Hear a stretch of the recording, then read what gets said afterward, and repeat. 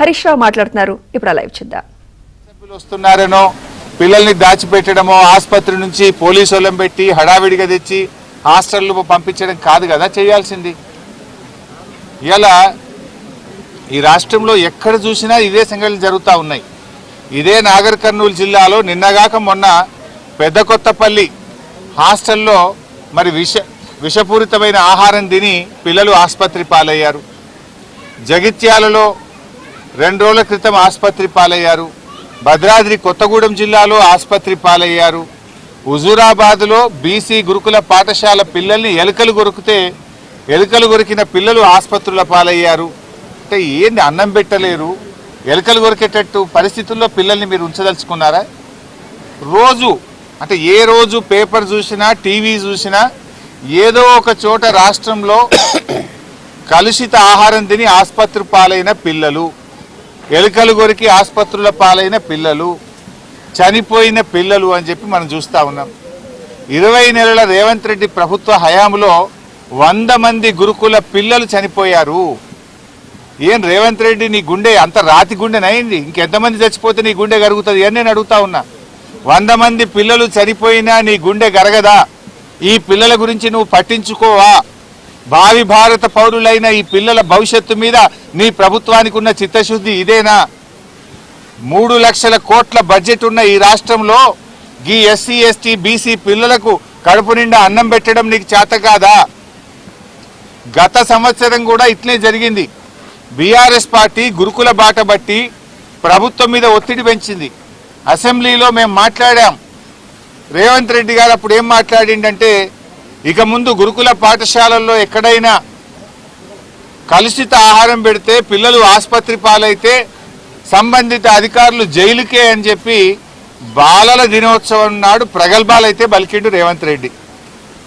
ఇక ముందు నాదే బాధ్యత, నేనే ఈ గురుకులాలను స్వయంగా సమీక్షిస్తా, నేనే చూసుకుంటా అని చెప్పి చెప్పిండు. మరి నువ్వు చూసుకుంటే ఏమైంది నాయన? ఇవాళనేమో నాగర్ కర్నూలులో బీసీ గురుకులంలో అయింది, నిన్న పెద్ద కొత్తపల్లిలో అయింది, మొన్న జగిత్యాల్లో అయింది, మొన్న హుజూరాబాద్లో ఎలుకలు కొరికినాయి, భద్రాద్రి కొత్తగూడెంలో పిల్లలు దవాఖానల పాలైపోయినారు. ఏంది అసలు? నువ్వే విద్యాశాఖ మంత్రివి, నీ సొంత జిల్లా మహబూబ్ నగర్, నీ జిల్లాలో నువ్వు విద్యాశాఖ మంత్రిగా ఉన్న నీ శాఖలోనే రోజు ఒక సంఘటన జరుగుతూ ఉంది. ప్రతిరోజు కూడా పిల్లలు ఆసుపత్రుల పాలవుతూ ఉన్నారు. 100 మంది చచ్చిపోయింది. ఇంకెంతమందిని చెప్తావు నువ్వు? ఇంత బాధ్యత లేదా నీకు? పట్టింపు లేదా? అరే అందాల పోటీలు పెడితే ₹1,00,000 ప్లేట్ భోజనం పెట్టినావు. ఈ పిల్లలకు 100 రూపాయలు పెట్టి కడుపు నుండి అన్నం పెట్టే శాతం అయితే లేదా? అందాల పోటీలు జరిగితే అందాల భామలను చూడడానికి 5 సార్లు పోయినావు.